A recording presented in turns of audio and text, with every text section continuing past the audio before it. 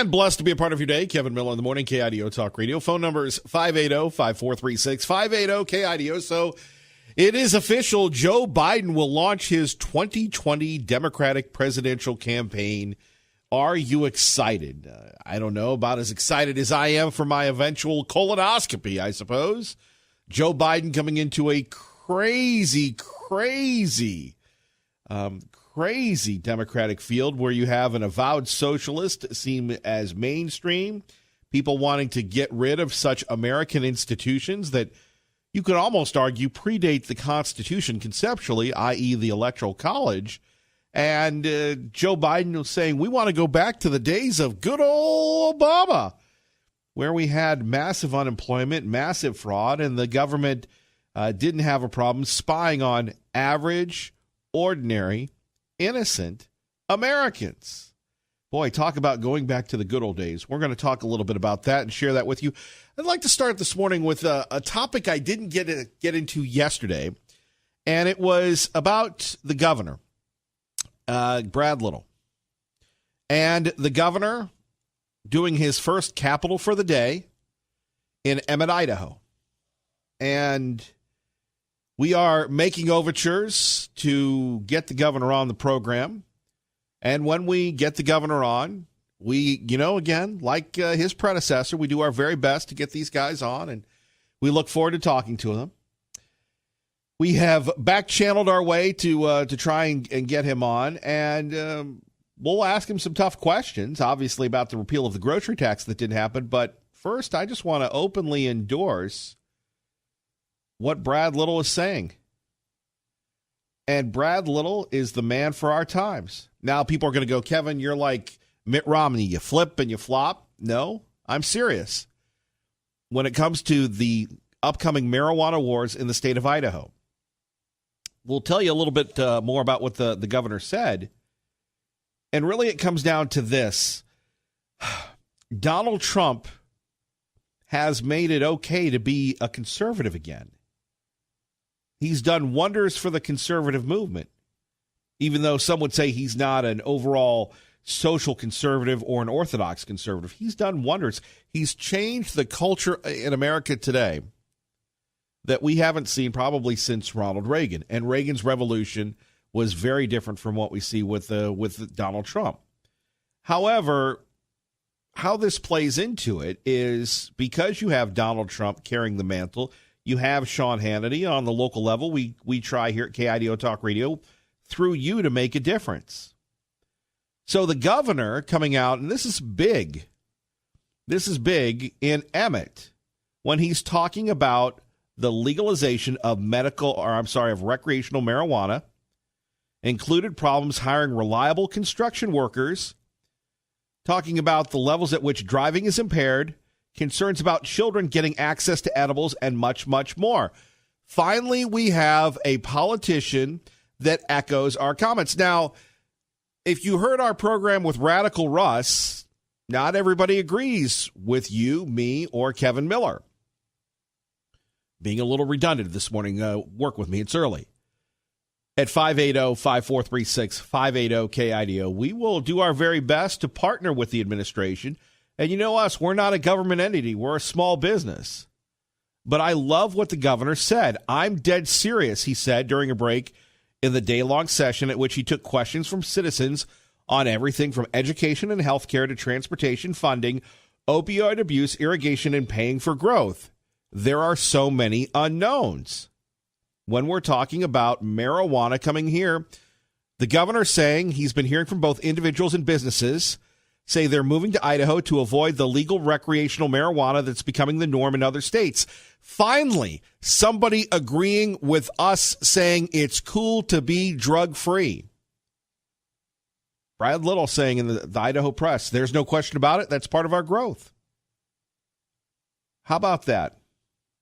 He plans to visit and conduct every business. Getting back to this, when he's talking about marijuana, saying, look, if you elected somebody to endorse this thing, you voted for the wrong guy. And, of course, we have the opioid problem as well. We'll talk a little bit about that. But back to this when we're talking about marijuana. at 580-5436, 580-KIDO. I love this quote. If they voted for me to legalize recreational marijuana, they elected the wrong guy as governor. People ask me all the time why we're growing so fast, Little said. I said it's because we're not Portland, we're not Seattle. What we have been saying on this program for many, many years. Thank you, Governor Little. Thank you for seeing things the way they are. And instead of like other politicians or topics where there's many shades of gray and everybody wins, nobody wins when we legalize marijuana. It's already in the schools. By the way, if you go to my personal Facebook, Kevin Miller, Star Idaho, you can see our friend Ted. He's trying to get a GoFundMe page to help schools get the drug-sniffing dogs to keep them safe. Thank you, Ted, for doing it. I know it's a little early. You're probably not up, but regardless, we need to help law enforcement. And for the advocates that always say, oh, Kevin Miller, it's going to be great. It's going to be fun. It's going to be exciting. Hey, everybody's doing it. Law enforcement doesn't say that. Law enforcement doesn't say that at all. Law enforcement says, Law enforcement basically says, this is not a good thing. At 580-5436, 580-KIDO. And I agree with law enforcement. You know, this is kind of one of those things that is growing a life of its own when we're taking a look at what we're going to do with our lives. It just started off, well, look, we're not down with medical marijuana indeed. In fact, from what I understand, you can get medical marijuana in a prescription form as a pill. You don't need to smoke it. You don't need to do any of these things. You know, maybe one of these days, once Kevin Miller pays off the massive amount of debt he's incurred trying to find a backup career to this one, just in case he gets the boot from the godless corporation that happens to employ him right now, we should go to Colorado. We should go somewhere else. I don't know what it is that I'm becoming more entrenched in living with you guys each and every day. I just don't feel the need to go anywhere anymore. I'd rather be here with you. And, you know, traveling to one of these dope-ridden states, I guess the closest thing we could do is go to our lovely friends in Ontario who we urge to liberate themselves from the pro-pot forces. I guess we don't have to travel far. But thank goodness Governor Little's saying this. I agree with him, man. This is a good thing. Jim in Middleton with Kevin Miller on KIDO Talk Radio. Good morning, Jim. Good morning, Kevin. One of our favorite topics. Yes, sir. Cool. Kevin, you know, liberals are emotionally irresponsible people. They cannot see, Kevin, what's happened in these other states when this came along. I was living in Mendocino, California, Ukiah, California, in Mendocino. Okay, that was a county. That was the first county that started this. Okay, and most conservatives are somewhat libertarian viewed people also, as I am. So on this issue, you know, I had an open mind. I pretty much down with this stuff overall, but I figured, okay, let's see how this plays out.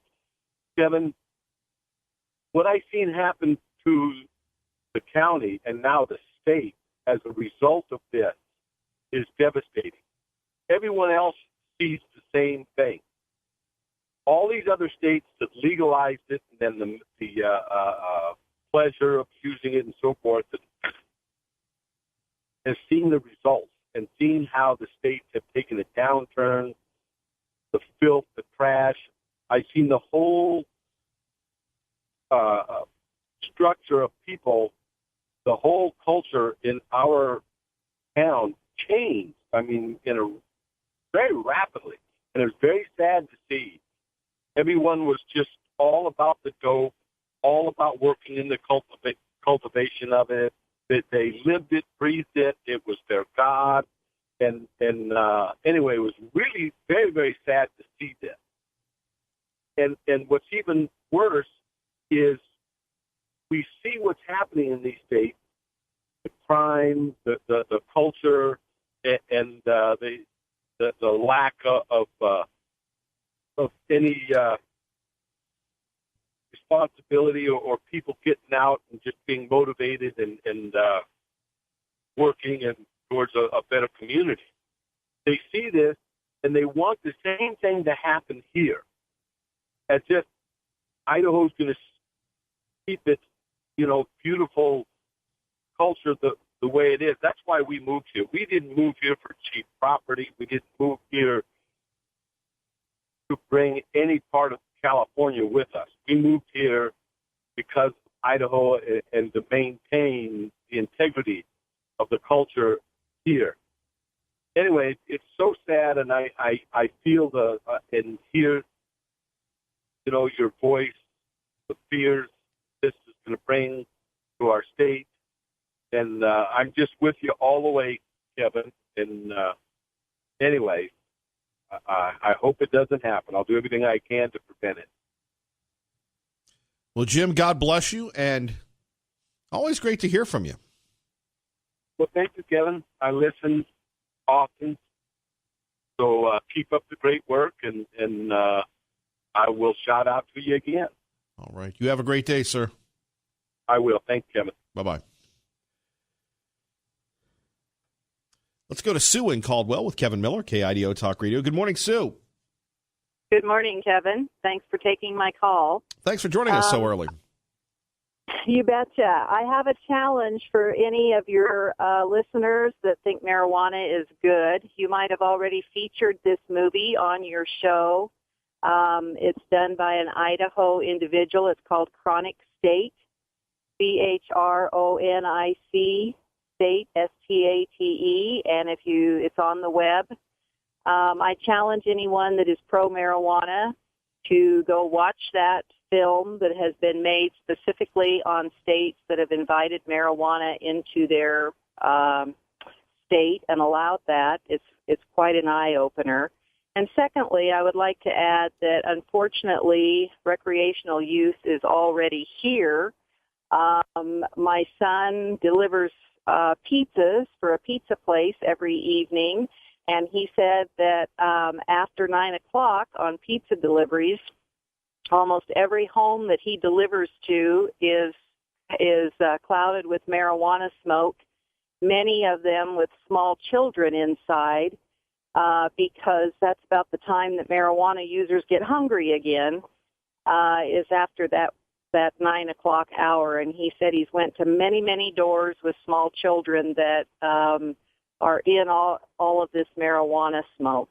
And third, the other thing that I'd like to add is that currently with the sentencing minimums that we are starting to tie our justice system to, people that use marijuana recreationally know that they are not going to get punished for breaking that law because those are minimum sentences that are being handed down, probation, let them back out, et cetera, et cetera. So those are my 3 comments this morning on the issue. Thanks. Appreciate it. Thank you, Sue. Appreciate you listening to KIDO Talk Radio. I love that Chronic State. We should do some more to promote that. Of course, Drug Free Idaho had a big debut of that. But back to Governor Little, I agree with this. This ain't Portland. This ain't Seattle. We've got to do our very best. And what do? People say, well, we need to get rid of the nonviolent offenders. If you toke a little, what's the harm? Tell that to the kids. Tell that to the folks that have lost people because of the decadent gateway drug that marijuana is. 580-5436, 580-KIDO. Coming up next, Joe Biden makes it official. Coming up, the best of Biden with Kevin Miller and you, KIDO Talk Radio. Thank you, Ray Amaya. Kevin Miller in the morning, KIDO Talk Radio. Phone numbers 580-5436, 580-KIDO. Joe Biden jumping in. By the way, if you agree with the governor's comments, maybe you don't. You're just waking up on the right side. Governor Little saying, people ask me all the time why we're growing so fast.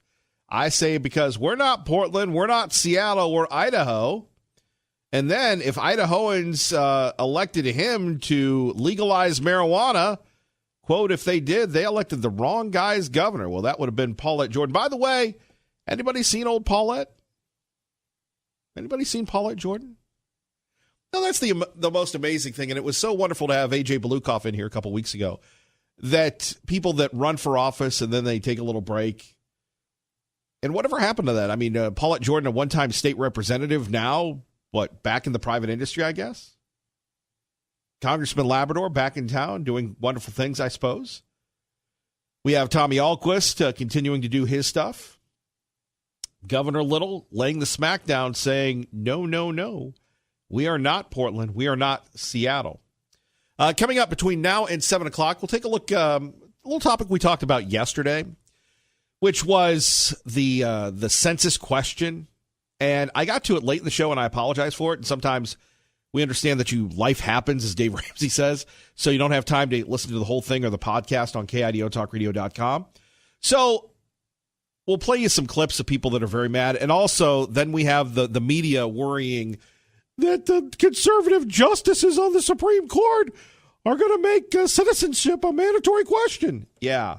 What's wrong with that? What's wrong with that? So we'll get to that. Coming up, we'll give you the best and worst of Joe Biden. And the president saying none of his people are going to testify. You're not getting my tax returns. And that's the bottom line because Donald Trump said so. We'll explain those comments with our Fox correspondents throughout the country. KIDO Talk Radio time, 6:26. Let's get you to work safely and on time. Good morning, Dave. His mom lived in Long Island for 10 years or so. God rest her soul. And although your mom's still alive as your dad passed. God bless her soul. Chuck Graham, state senator's here. Chuck, stand up, Chuck. Let him see you. Oh, God love you. What am I talking about? A man who will be the next president of the United States, Barack America. In Delaware, the largest growth in population is Indian Americans moving from India. You cannot go to a 7-Eleven or a Dunkin' Donuts unless you have a slight Indian accent. I'm not joking. You got the first sort of mainstream African American who is articulate and bright and clean and a nice looking guy. I mean, that's a storybook. They're going to put you all back in chains. There we have it. Thanks to Fox and Friends, the best and worst of Joe Biden. Isn't that presidential? We'll get to him in a minute. By the way, Ada County is booming, and a lot of people say it's a good thing. We'll talk more about that as well. Phone numbers here, 580-5436, 580-KIDO. So Joe Biden jumps into the race. The former vice president, you're going to love this one, becomes the 20th Democratic candidate to make a bid for the White House in 2020. Perhaps his third time could be the charm. You might remember this. And if you don't, true believers, if you're keeping score at home or at work in your car, Biden did run back in 1988 and 2008. Oh, remember those glory days of 1988, everybody. Uncle Joe will hit the ground running, appearing on ABC's The View, Good Morning America, and his first campaign event in the former home of Kevin Miller, Pittsburgh, home of a bunch of libs. Tweeting out a video message, Biden writes, "The core values of this nation are standing in the world, our very democracy. Everything that has made America, America is at stake." Well, yeah, because America is not a socialistic country, and your party wants to turn us into a bunch of socialists, Joe.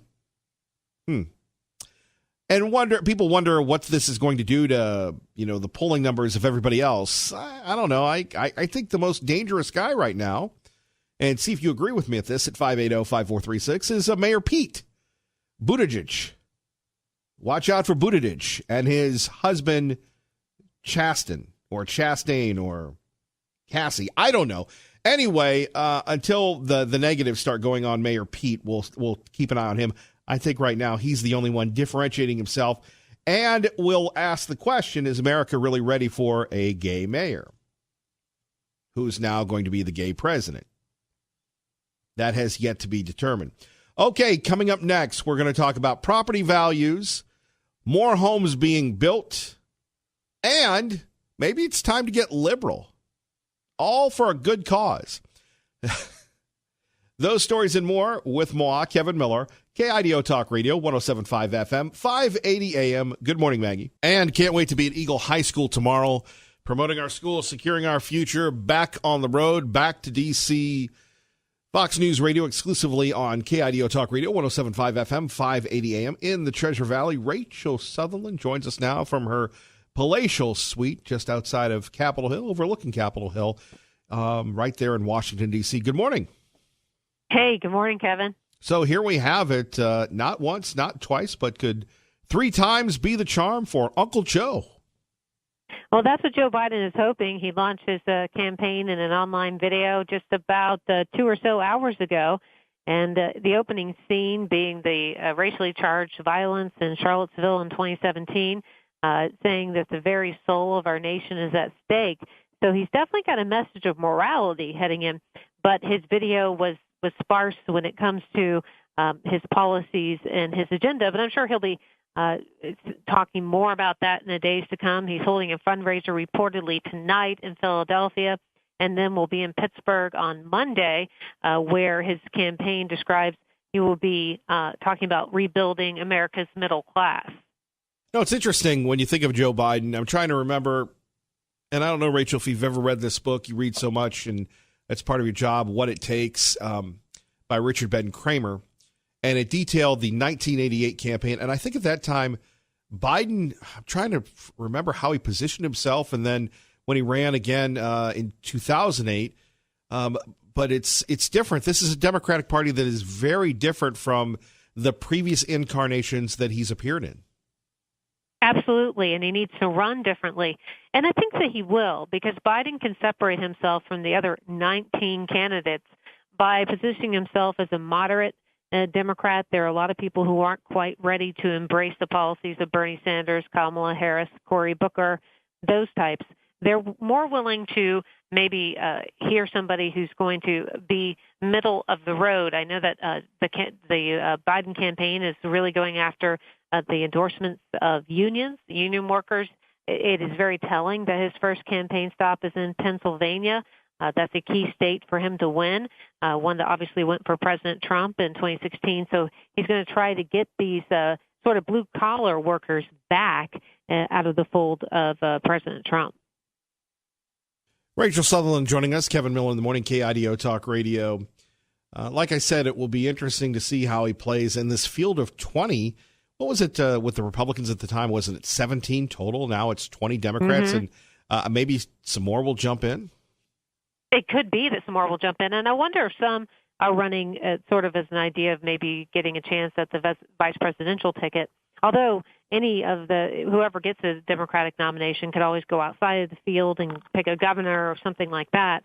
So that's not a guarantee, but I wonder if more will jump in. And remember, early in the 2016 campaign, we're all commenting on the slew of people, and you had to have a kids' table at the debates.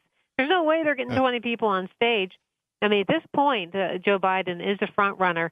I believe the Real Clear Politics average of polls, even before he announced, had him at about 29% support, followed by Bernie Sanders at 23%, and then Kamala Harris and Pete Buttigieg, who has really come out of nowhere in South Bend, Indiana, in fourth place.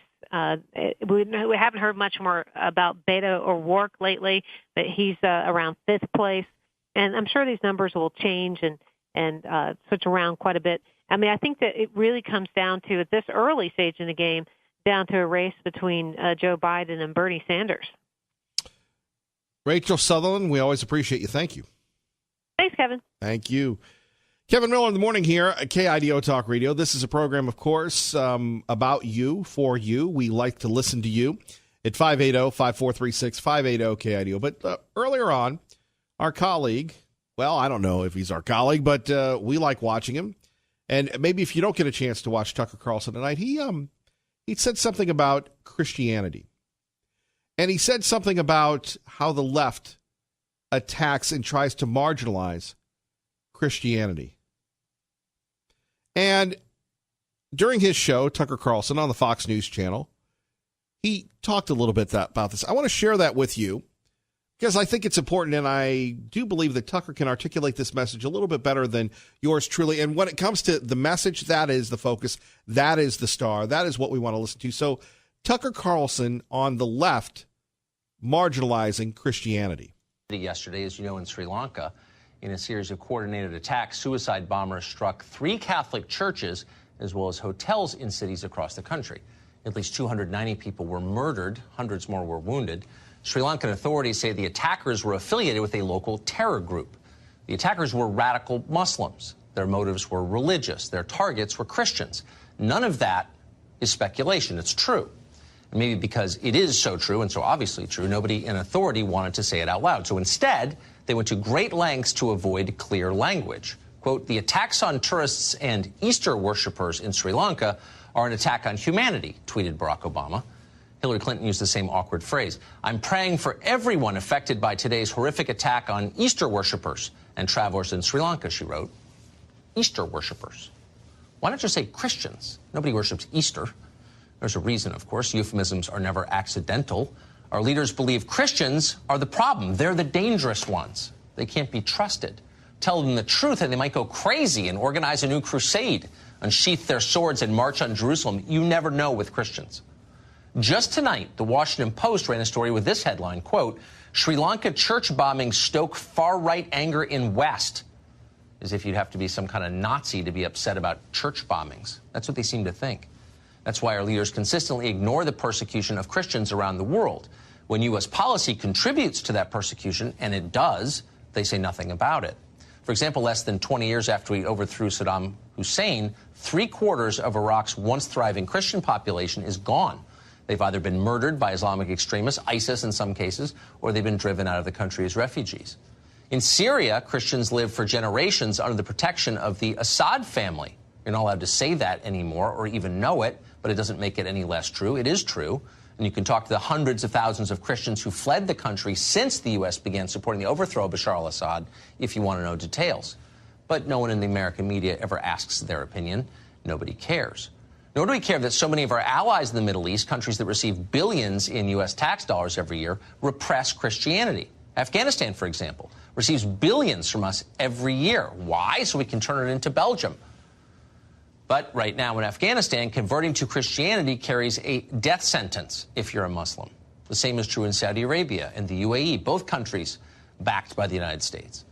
In Egypt, conversion is legally restricted, and while it doesn't carry a death sentence, polls show that most of the public in Egypt wishes it did. So where's our State Department in all this? Our State Department, which spends a lot of time looking out for the human rights of people in countries you can't pronounce. They ignore it. When was the last time the United States pushed another country to treat Christians better? Well, in some cases, it would be pretty easy to do that. We could just demand that Saudi Arabia or Pakistan or Afghanistan, countries that are dependent on us, implement full freedom of religion before we give them any more U.S. aid. Why wouldn't we do that? Because we're being afraid of being criticized by the nihilists at the Washington Post? There we have it from Tucker Carlson on KIDO Talk Radio, 107.5 FM, 580 AM, and a very valid point. You know, when we had the horrific attacks on the Christchurch Mosque, everybody wanted to know if it were the Christians or the far-right extremists. And it's just one of the major mysteries of modern-day media. Maybe they hate God. Maybe they hate God-fearing people. Maybe they're, in my opinion, they choose one religion over another. If there's an attack on a mosque, if there's an attack on a Muslim, there's an attack on anybody of really any other faith besides Christianity, nobody really mentions it. Going back to the church, the African American or black church in Charleston, South Carolina, how they diminished those people's faith, the African Americans that were killed by the white boy.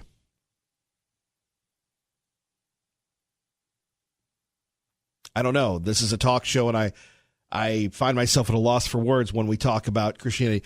I'm blessed that I can even say this. You know, how many national or local talk shows talk about God and faith and Jesus? You know, ISIS, that claimed responsibility for killing the Christians.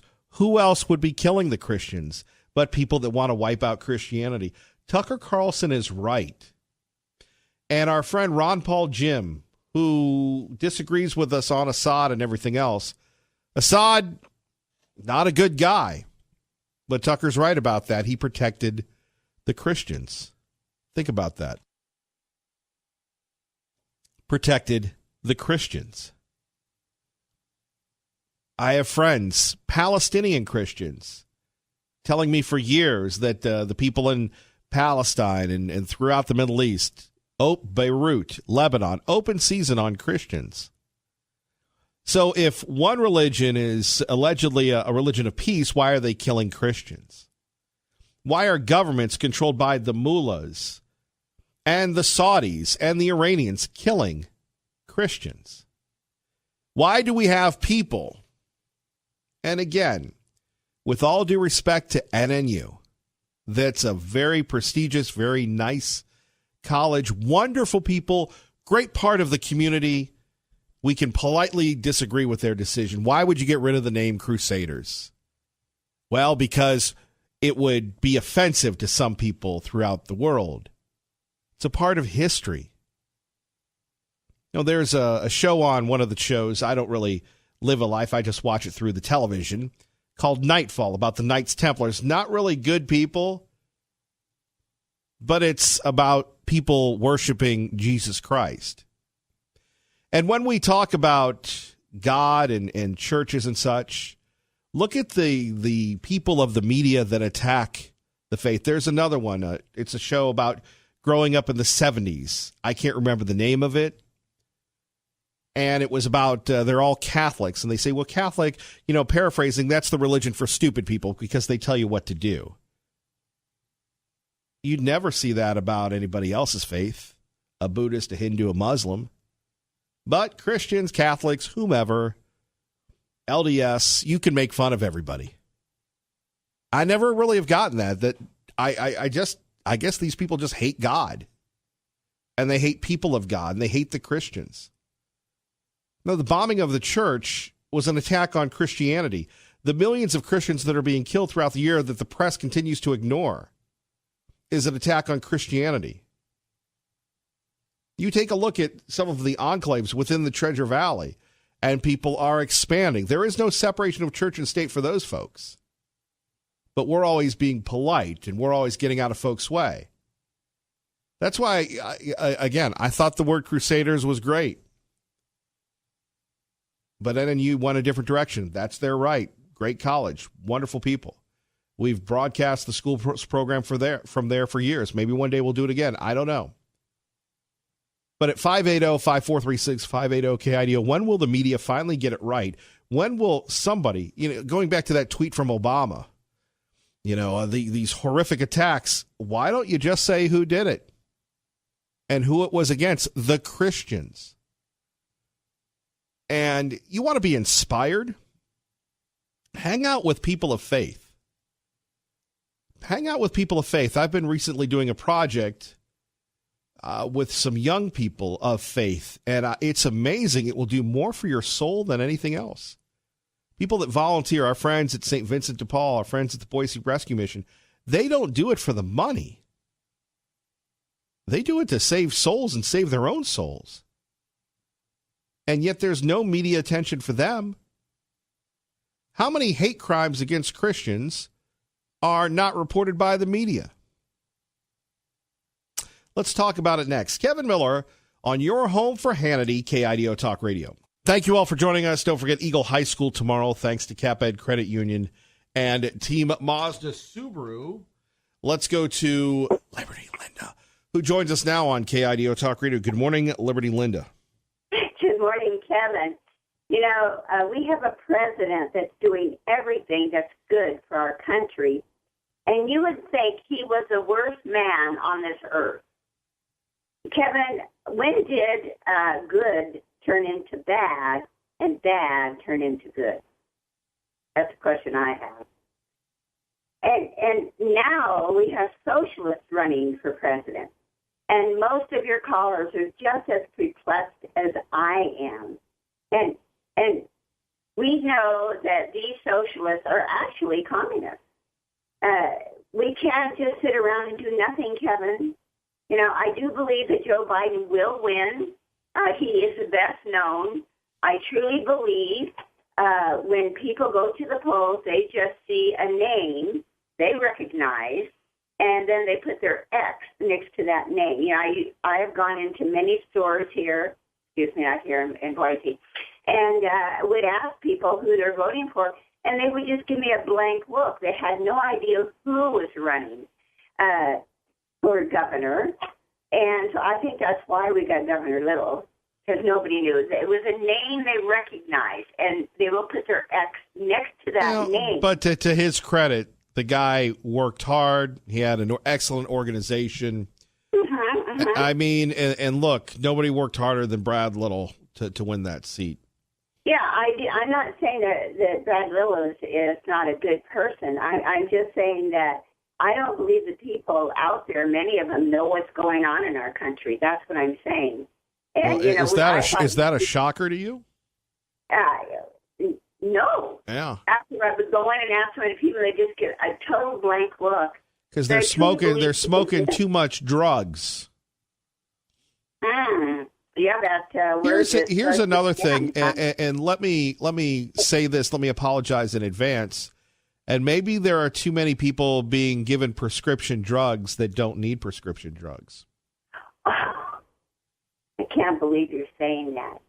You're absolutely correct. I mean, your eyes are open to what's going on. Your callers, most of your callers have their eyes open to what's going on. And I said it before, we're all scratching our heads thinking, what is going on? You know, everything's turned around backwards to what we know is correct. What's going on is they're trying to steal our country. We're not going to stand for it. Liberty Linda got to run. Good morning, Dave.